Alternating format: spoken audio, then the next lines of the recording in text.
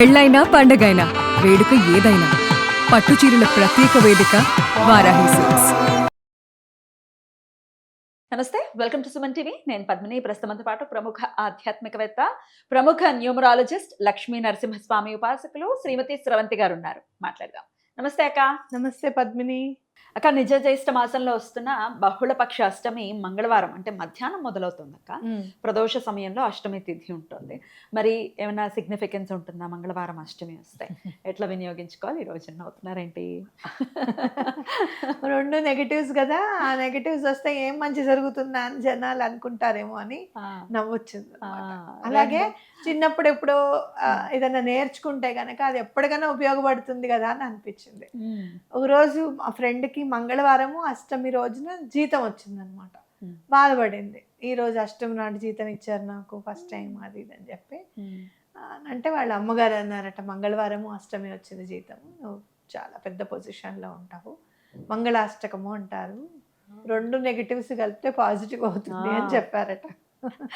మైనస్లు కలిపితే ప్లస్ అయిపోతుంది. అందులో మంగళవారం కుజుడు ఎనర్జీ చాలా ఉంటుంది. మన ఎందుకు ఏ పని చేయొద్దు అని అంటారు అని అంటే, ఏదైనా అగ్రెసివ్గా వెళ్ళిపోతాము అని మంగళవారం నాడు చేయొద్దు అంటారు. అంటే జనరల్గా ఎనర్జీ ఎక్కువ ఉంటుంది కదా, 10 రూపాయలు ఖర్చు పెట్టి చోట 100 ఖర్చు పెట్టుకురావడము, అలాగే స్పీడ్గా వెళ్తూ ఉంటే కింద పడ్డము, ఇలాంటివి ఉంటాయి అన్నమాట. కాబట్టి మంగళవారం నాడు చేయొద్దు అంటారు. ఏ పని అయినా చేయాలి అంటారంటే దండం పెట్టుకోవడం చేయండి. మంగళవారం ఏదైనా చేస్తే మళ్ళీ మళ్ళీ చేస్తాము అని ప్రతీతి అనమాట.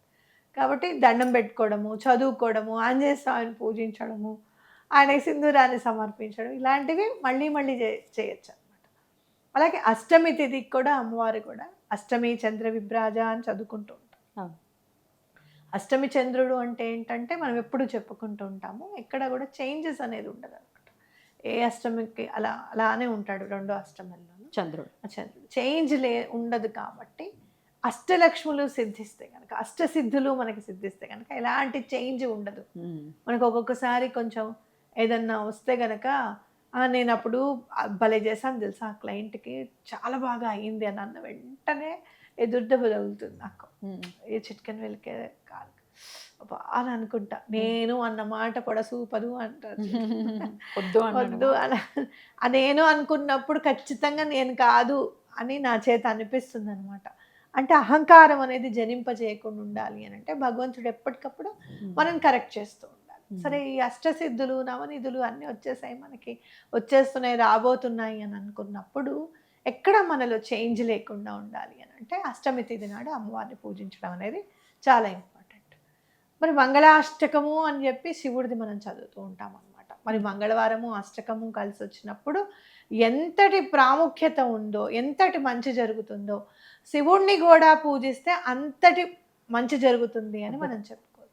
కాబట్టి శివుడికి మంగళాష్టకము అని చెప్పి ఆయన గురించి మంగళములు పలుకుతూ 8 శ్లోకాలు ఉంటాయి అన్నమాట.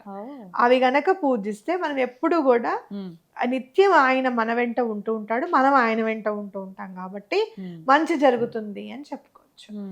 మనకి ఇక్కడ ఇప్పుడు చదువు అడగకుండానే నేను చదివేస్తున్నారు. అమ్మయ్య, సూపర్. ముందే అంటే ఆఫ్ ద స్క్రీన్ అడిగేసుకున్నాం కదా, ఆ ఫీల్డ్ లోనే ఉన్నా. నేను ఇప్పుడు యాక్టింగ్ లో కావాలి. అక్క, మాకు ఒకసారి చదివి వినిపిస్తారా? తప్పకుండా చదివి వినిపిస్తాను పద్మిని. ఇవాళ ఇది కూడా యాడ్ చేస్తాను. ఈ అవకాశాన్ని నాకు కల్పించినందుకు నీకు కృతజ్ఞతలు తెలుసు. ధన్యులం.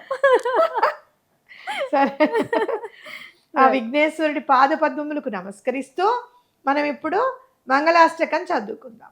భవాయ చంద్ర చూడాయ నిర్గుణాయ గుణాత్మనే కాలాకాలాయ రుద్రాయ నీలగ్రీవాయ మంగళం వృషారూఢాయ భీమాయ వ్యాఘ్ర చర్మాంబరాయ చ పశూనాం పతయే తుభ్యం గౌరీకాంతాయ మంగళం భస్మోద్ధూళిత దేహాయ వ్యాళ యజ్ఞోపవీతినే రుద్రాక్షమాళ భూషాయ వ్యోమకేశాయ మంగళం సూర్యచంద్రాగ్ని నేత్రాయ నమః కైలాసవాసినే సచ్చిదానంద రూపాయ ప్రమథేశాయ మంగళం మృత్యుంజయాయ సాంబాయ సృష్టి స్థిత్యంతకారిణే త్రయంబకాయ సుశాంతాయ త్రిలోకేశాయ మంగళం గంగాధరాయ సోమాయ నమో హరిహరాత్మనే ఉగ్రాయ త్రిపురజ్ఞాయ వామదేవాయ మంగళం సద్యో జాతాయ శర్వాయ భవ్య జ్ఞాన ప్రదాయినే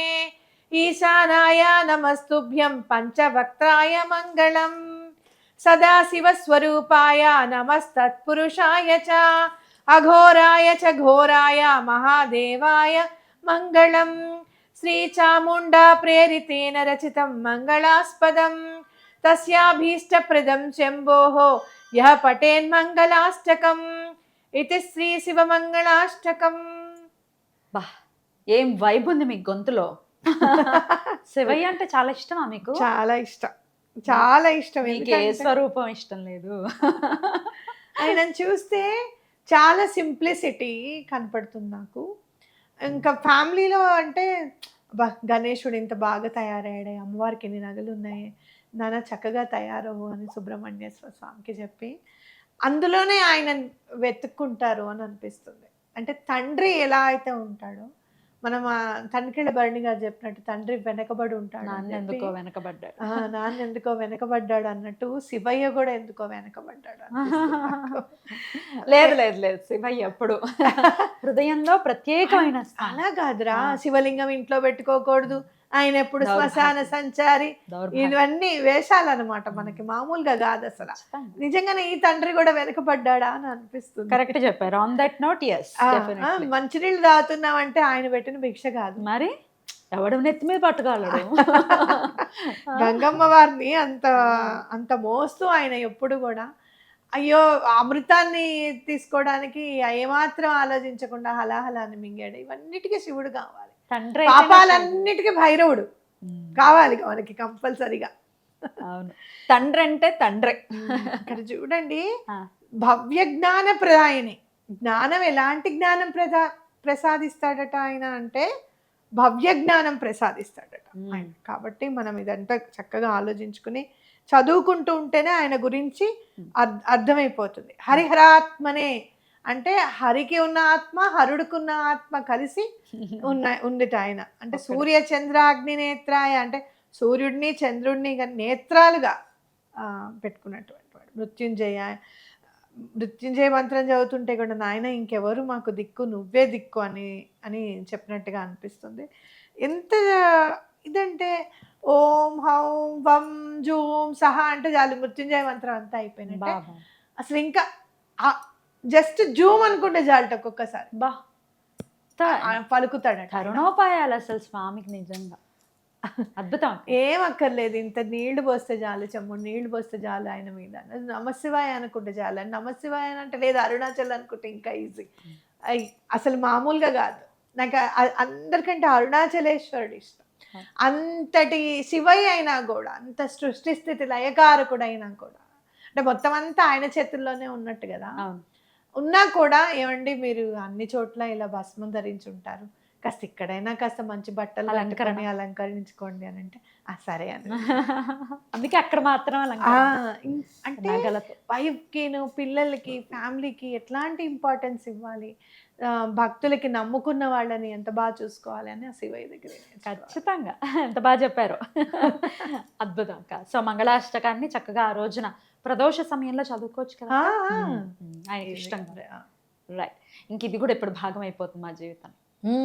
వెరీ గుడ్. చాలా అసలు మామూలుగా లేదు. ఇప్పుడు మాట్లాడే గొంతుకి చదువుతున్న గొంతుకి సహస్రం తేడా ఉంది. చాలా బాగా చదివి వినిపించారు. మీకు అలానే అనిపించింది కదా? కమెంట్ సెక్షన్లో ఒకసారి రాయండి, చూస్తారు కమెంట్స్ అన్ని, సంతోషపడతారు. థ్యాంక్ యూ అక్క. నమస్తే. నమస్తే.